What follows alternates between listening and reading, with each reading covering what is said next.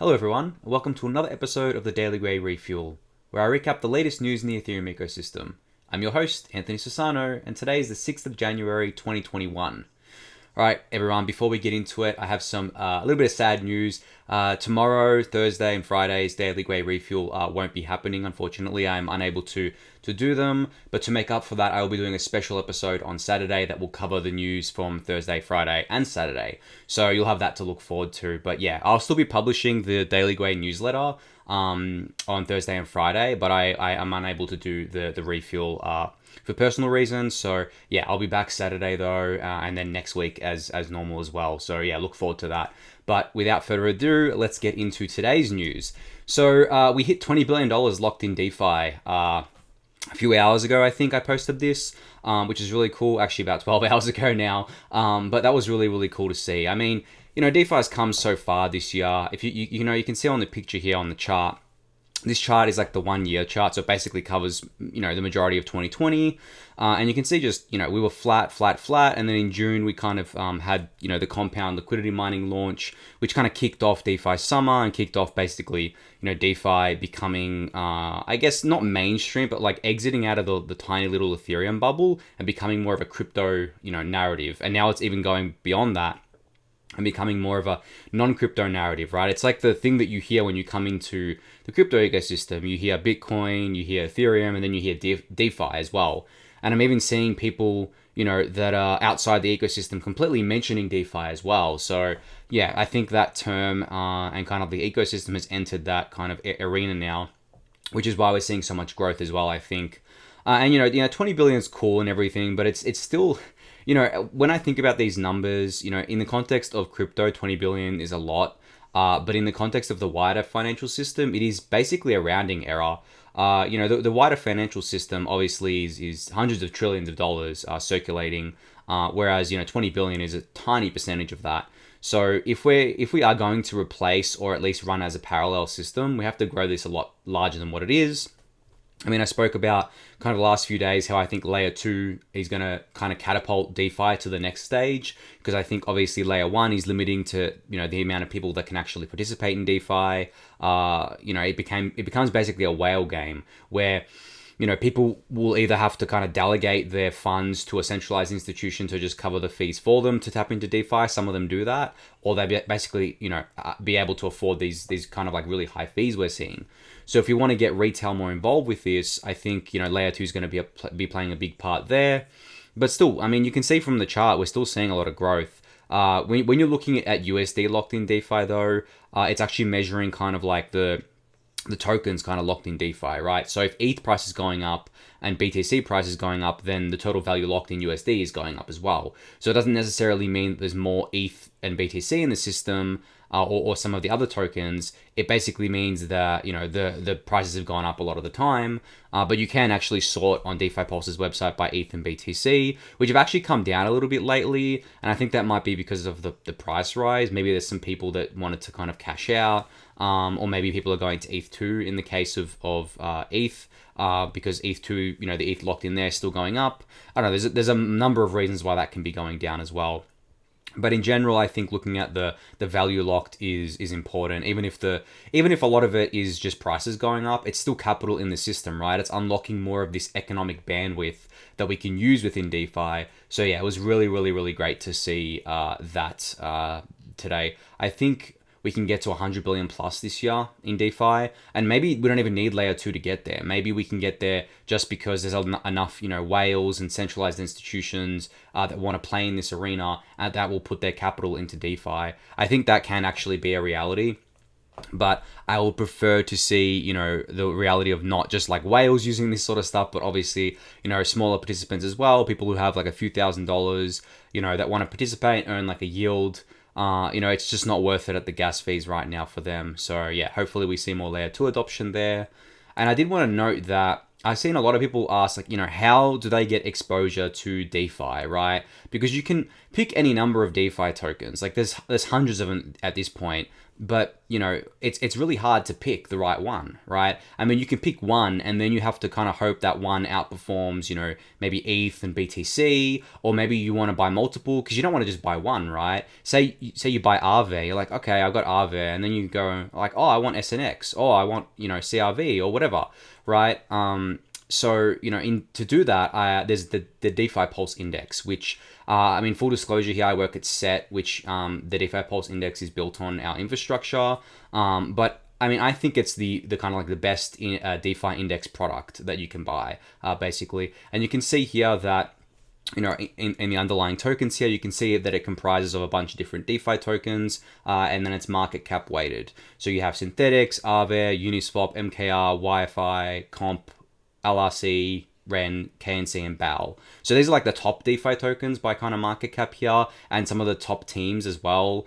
The criteria for getting into this index is quite strict. You have to have a really great product. It has to be live for 6 months, I think, 3 or 6 months. I think it's maybe 6 months. And it has to be reputable and everything, right? So it's not just like, any old DeFi token is going to get in here. So with this kind of index, you've also got protection from downside as well, because of the fact that these tokens aren't just going to fall 90% overnight, right? Like a lot of tokens end up doing if they're smaller. A lot of them can go down really quickly. A lot of them can be extremely volatile. So the point of the index is also to dampen volatility, as well as give you like really easy access to DeFi. And in saying that as well, in terms of easy access, the DeFi Pulse Index is one token. So it's a token that contains a bunch of other tokens. So that means you don't have to go and buy all the individual tokens and spend all this money on gas using Uniswap or whatever. You can just buy this token and that'll at once and pay the gas fee once, and that'll give you exposure to all these underlying. And the rebalancing is handled each month, and it's handled automatically. It doesn't cost you anything or anything like that. So yeah, this to me is the best way to get kind of broad exposure to the DeFi ecosystem. And it's a good way to track how DeFi is doing as well. It's funny because this was launched at basically the end of DeFi summer. You can see here like September 13th, right? And it had a price of $136. It kind of tanked all the way down here to about like $60. But this was during like a really brutal bear market, right? So it fell about, I think, just over 50% here. But if you were holding some of the underlying tokens, some of them went down, like I think YFI went down like 80% or something like that. And also, because of the automated rebalancing and things like that, you didn't have to worry about the kind of gas fees and like stressing over should I sell now or shouldn't I sell now or whatever. And then as you can see, the recovery's been really great, and we're at like all-time highs for the DeFi Pulse Index price now. So yeah, if you want to ride the DeFi wave, I would suggest checking out the DeFi Pulse Index. If you're not comfortable kind of like actively managing these positions. And it's hard, don't get me wrong.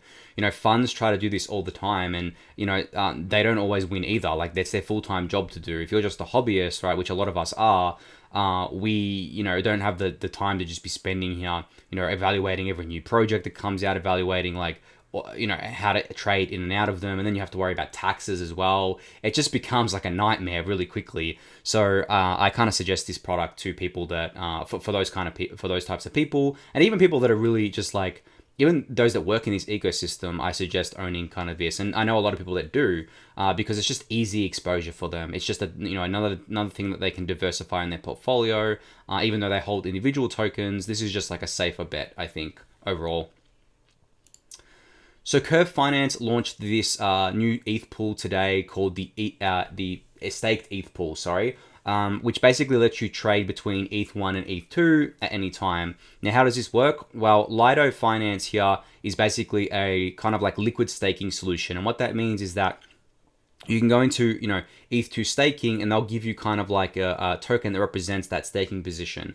And that token can be traded back and forth with not just ETH, but like anything, right? Because it's just a normal ERC20 token. So if you go to Curve here, you can actually see STETH here, ETH, and then you can trade between them. And there's actually a bit of a premium, I think, on ETH here rather than STETH. I think that's how I'm reading it correctly here.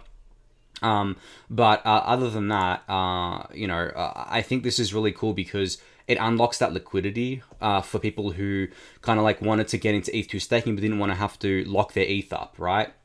Because you can imagine that this this token, which they're calling STETH, which short for stake ETH, can be used in different DeFi apps and different DeFi products, right? So you could imagine like maybe Aave adds this as collateral, and then you can use your staked ETH as collateral, which is really cool because not only are you earning an interest through, a yield through the staked ETH, but you also potentially earning a yield because you're using your staked ETH as collateral, you're borrowing your stable coins or something, and then you're going to earn yield on that as well. So it's like just stacking yield, which is really, really cool. So I thought this was awesome. You know, Curve's very good at these like-for-like pools where they trade between assets that kind of like stay very similar in price, you know, obviously like stable coins and things like that. So yeah, if you're thinking about staking, you know, you can check out one of these services. I don't know if Lido is custodial or not. I think it is. I think it's centralized, but don't quote me on that. I haven't checked them out too deeply myself. So, you know, go check them out. See if it's something that you want to do if you've been putting off staking because of that lockup. Really great thread from Joshua Frank today, who is the CEO of the TIE, which is basically a crypto data platform. So a lot of you would have heard about Grayscale's products, so they're GBTC and ETH products that they basically kind of offer to the traditional finance market as a tax-advantaged way to get access to ETH and BTC, basically. And they've got a bunch of other funds as well, things for like, there's like one for LTC, and there was one for XRP, I think. I don't know if that's still out there. But this thread basically explains the phenomenon that is the premium. So a lot of the time, ETH and GBTC will trade at a premium to ETH. And sometimes that premium can be very, very high. So ETH has often traded at 100% plus of a premium. So if ETH is like $200 on, or say $1,000 because it's $1,000 right now, then ETH would trade at $2,000. And it's a bit more complicated than that because there's like shares. So one ETH share is actually worth 1/10 of an ETH. So it represents 1/10. And then that premium basically exists because of the fact that there's actually a lockup. And this thread does a really great job of explaining that, you know, how it all works. It's actually the best thread I've ever read on this. So I will link this in the YouTube description. You can check it out for yourself. But I did want to give a kind of overview here, just briefly, about how this works and why some people were actually speculating that the recent ETH run-up we saw was due to people buying ETH in order to cover positions in ETH. Because what ends up happening with the ETH to ETH or BTC to GBTC is that large funds, typically those who can take on the risk, will do an arbitrage trade. So what they'll do is they'll basically borrow kind of like BTC, at a kind of rate that, a rate, maybe it's like 8% a year or something like that. They'll borrow that BTC and then they'll kind of like hedge that with GBTC to kind of like arbitrage the premium. But the thing is that the premium can only be realized for ETH it's 6 months. I think for GBTC it's 12 months. So the funds are locked, right? So you can't just like do this arbitrage straight away. So what ends up happening is that the premium goes way up, right, until the lockup time. So for 6 months, it'll like from, I guess, the last unlock, it'll go up, right? It'll go up really high. And then when the unlock happens and the arbitrage loop can be closed, the premium kind of just dumps like very, very quickly. And you can see it on this chart here. Recently, I think like 2 or 3 days ago, the ETH kind of unlocked that tranche from the previous 6 months. And then you can see that the premium just like collapsed basically. But the inverse happened for the ETH price, right? The ETH premium collapsed, but the ETH price shot up. So people are speculating that's why, part of the reason why the ETH price went up so quickly. And I saw another thread about this and I wasn't convinced, but this thread kind of convinces me that it might have had a pretty big impact simply because the ETH product is quite large. It actually owns, I think, anywhere from 2 to 3% of all ETH. That's huge. To put that in context, I think that's about $2.53 billion at this. Yeah, it is because it's easy to work out because ETH's about $1,000 right now. That's a lot of money, right? So that kind of like can move the market if people need to cover their kind of borrows by buying spot ETH, basically. So yeah, I probably didn't do the best job of explaining it there, and you're probably a little bit confused. So definitely go read this thread because I was confused for a long time as well about exactly how it worked. This thread shined a really great light on it, and I thank Josh for putting this out there. So So there was an update from one of the Yearn core devs today about the Yearn v2 UI. There's a bunch of stuff here. I'm not going to read through all of it, but I think actually taking a step back here. So I want to talk about this, but I do want to take a step back and talk about Yearn kind of like more broadly, and kind of like I guess it's kind of had like a fall from grace, right, over the last maybe 2 to 3 months since kind of DeFi summer ended. And full disclosure here, I own Wi-Fi, so maybe I'm a bit biased here, but I think what's ended up happening is that Yearn launched, right? It had the most hype out of anything that I had seen in quite a while, especially for a new project. The hype, the memes, there was like Blue Kirby and things like that. It was just insane. I had not seen something like that in the Ethereum space before, I think since I kind of got involved with it. And of course, this insanity played out in the markets. The Wi-Fi token went from being worth nothing when it launched to being worth $45,000. I think it was over $1 billion market cap or something like that. It got listed on Coinbase, the whole shebang, basically. And then I think what ended up happening was that while the hype was going on and while Andre was shipping things like every week, people were ignoring the underlying issues here. The underlying issues being that the Yearn platform relied heavily on yield farming to generate any kind of revenue. And yield farming revenue is great during a DeFi bull market because the DeFi token prices go up, the yield goes up, everyone's, like, oh my God, I'm earning so much yield, and they're doing it through Yearn, like, oh, I'm going to buy Wi-Fi, right? And they were also getting a really great yield through staking their Wi-Fi and things like that, which has since been, I think, removed temporarily. So yeah, but it was kind of like in the end, the project was just way too hyped. It was just for what it is, for what it was, and what it kind of is still. I think it was way too hyped. But in saying that, over the last 2 to 3 months, the devs have kept building. They've kept building. They've kept integrating different products into their suite. Like they had Cream and Cover and things like that. Like the smaller projects like Sushi and stuff. And they've been working behind the scenes. But I think, there's kind of a disconnect now between Yearn and the Wi-Fi holders because, the Wi-Fi holders, a lot of them were, speculators first, right? They didn't understand the product. They just bought because of the mania and hype. And I obviously bought because of the mania and hype at first. I was like, this is so, crazy. What am I missing here? I don't want to miss anything. I don't want to miss out. I was kind of like a FOMO buy, at the time, which ended up, being great for a lot of people who did it. But what ends up happening if you don't actually research the product and research what this actually is and how it's actually going to make money long term and how you're going to make money if you own the Wi-Fi token, then you can become very disillusioned very quickly because you might think, what's happening? Where's all the hype gone, right? Blue Kirby left, is the project dead? Andre left Twitter, blah, blah, blah, right? Because, Wi-Fi and Yearn was Andre, right? All these other devs that are kind of out there and building this stuff, they're not, they don't have that fame, right? They don't have the same fame as Andre. So basically, Andre, left, and then everyone assumed that the project was dead or that it was like gonna die. And then we had that come down of the price, right? And it collapsed pretty much, which was quite spectacular to see, actually, the 3-month life cycle of Wi-Fi. But you can see here that they're still very hard at work, right?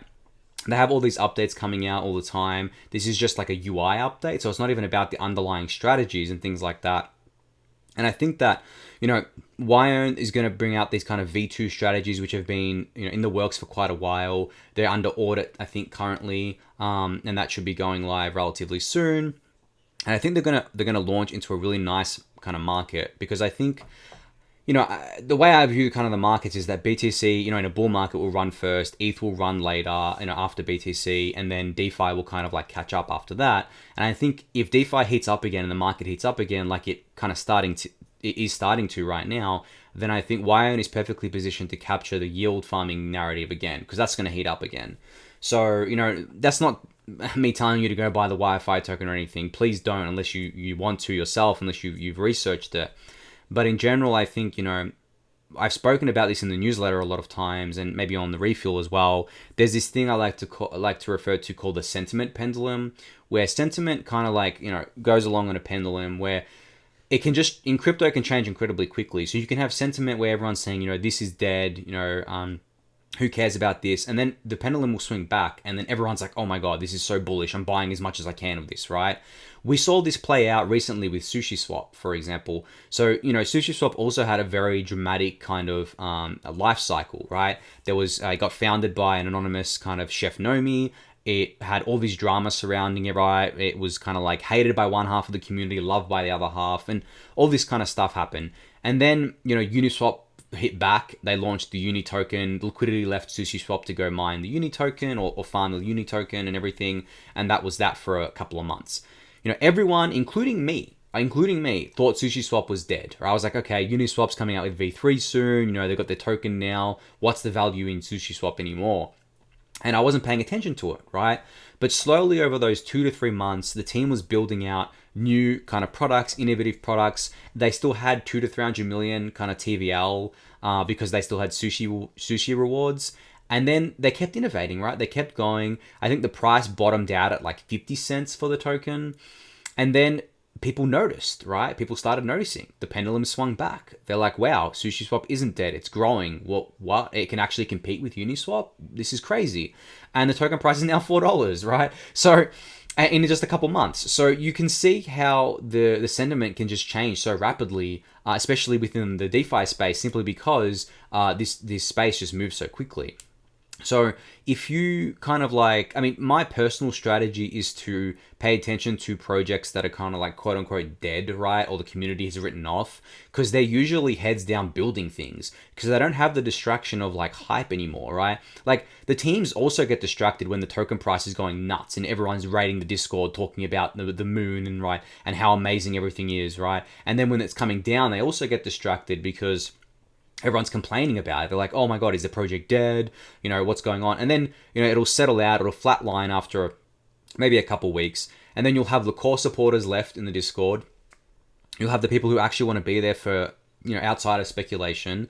And you'll have the devs just chipping away at it. And that's what I like to look at. That's why, I mentioned the other day that I bought Yearn, right? In part because they removed the rebasing mechanism, but I knew that they were going to remove that because I was paying attention to that project because everyone had written it off. And I know that they're building, great products and innovative products because I've paid attention to that.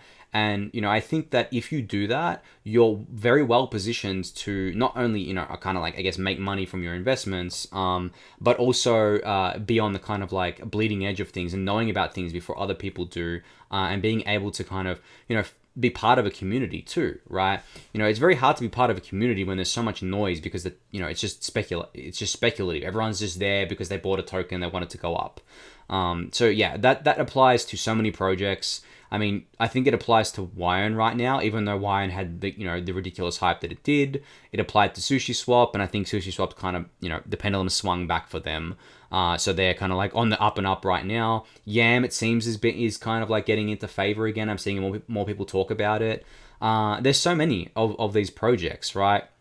So yeah, if you kind of like are looking for something new to either a community to be a part of, or you want to like buy a new token or whatever, I mean, again, not investment advice, just general advice that I like to look at the projects that people have written off. I always love to do that. And, you can even think about it as like Ethereum, for example. Like in 2018 and 2019, everyone except the hardcore Ethereum community had written it off, right? The wider crypto space was like, Ethereum's a joke. And it's hard to believe that was the narrative then, but it was, because the ETH price was going down and it was doing nothing. And people were like, Ethereum's dead, there's all these competitors, blah, blah, blah. And now, I mean, I don't really see anyone saying that anymore, except like, I guess the BTC maximalists, right? But they were always saying that, so that doesn't matter. So, it just, I mean, in general, like, I guess what I've been saying for the last few minutes is that, paying attention is both very fulfilling because you get to be part of a community that isn't just speculative, and potentially you can, kind of make money from as well, right? So that's kind of been my strategy over the past 2 to 3 years, to be honest. And it's worked out quite well. I love being part of the tight-knit communities and getting to know people without the noise of like, speculative, I guess, price talk and things like that. So yeah, just a little bit of color there on, I guess, where Yearn is today and where a lot of different projects I think are today, because, you know, building something valuable takes time. Launching a token and putting hype around it is very easy, especially in a bull market. So you'll see a lot of that happening, but I don't think that it's something that is lasting. I don't think that's how to like kind of like make a successful ecosystem. So Sandeep from Matic Network tweeted this out today. So this is from the block. Basically, the Google search volume for Ethereum hit an all-time high. I think yesterday or the day before. I can't really see the date here. But basically, I mean, I assume it was on the day that Ethereum decided to just go up 50% in a day, right? Which is quite insane. But this is higher than it was in late 2017, early 2018 during the mania, right? And I think, so what I think happened here was that the ETH price went up really quickly, right? So quickly that everyone was talking about it. Literally everyone, every YouTuber, every person on Twitter, every trader, you know, everyone outside of this.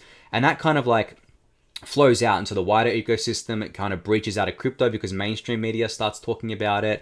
And a lot of people would have, you can see from this chart, searched Ethereum back when it was $1,000 or at its, you know, going up to $1,400. And then now they're hearing about it hitting $1,000 again, right? So they're like, oh my God, Ethereum didn't die. Just as I was explaining about how people, you know, don't pay attention when the prices aren't moving and they kind of miss the forest for the trees. So this is kind of what's happened here. I don't think it's a top signal, right? I don't think it means that we're going into another bear market or anything like that. I think that generally crypto is more in the mainstream consciousness than it has been in previous years. You'd be hard pressed to find anyone that hasn't at least heard of Bitcoin before, for an example there. Maybe, I mean, it depends, I guess. Like it depends on which circle you talk to, but you know, pretty much like I would assume that anyone between the ages of maybe 20 and like 60 would at least have heard of it. You know, it just depends. You know, it also depends on like where they get their news and what they pay attention to. But I would be kind of like pretty confident that pretty much every young person has heard of crypto and Bitcoin and at least Bitcoin. Maybe not Ethereum, but you know, it just because it's been in the news so much over the past few years. And I think that's what we're seeing happen with Ethereum now, because there was another chart that I saw that compared Ethereum search volume to Bitcoin, and Ethereum search volume is basically still, you know, hardly anything. I think it's like 10% of Bitcoin's now. So you can see that basically Ethereum is entering the mainstream consciousness just as Bitcoin has, and that's why we're seeing this uptick here. So yeah, I had some people ask me about this and like, is this a top signal? I'm like, I don't think it is. It's not again, not investment advice, but just the context is important here that, you know, yes, the search volume's at all-time high, but that doesn't mean that, you know, the prices are going to come crashing down like they did in, you know, the last kind of bull market, simply because, you know, there's more people searching for it. It's actually, I would actually argue it's even more bullish because of the fact that now more people know about Ethereum, right? And, you know, probably learning about it for the first time, because you don't just Google Ethereum, right? If, you know, regular users and people who already know about it aren't just going to Google Ethereum. Whereas people who are new to it, they'll Google Ethereum, they might Google what is Ethereum, how to buy Ethereum, things like that. So that's why you'll see these kind of things trending up. So I'd actually argue that it's quite bullish. So last thing here from Monsoony, this is a pretty good tweet I actually really liked, and it plays into what I was just talking about before about, you know, paying attention to projects that everyone else has written off. So he writes, I stopped caring too much about what a lot of these DeFi tokens do anymore. If it has a great dev team, I trust their ability to pivot to something functional over time. I care more about production. Great dev team plus low cap is an insta-buy. There's quite a few out there. Now, I was just talking about this, right?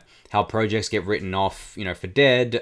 Their, you know, token price goes back down to earth. It's not really worth much, but they keep kind of, you know, kicking away, kind of like building, making great products, and kind of like building a community. I think the perfect project here is Yearn, because he mentions low cap as well, right? So Yearn's market cap was like $10 million for a while because it had the rebasing mechanism as well. But, you know, it was a super low cap. It was basically an extremely speculative bet, and it still is.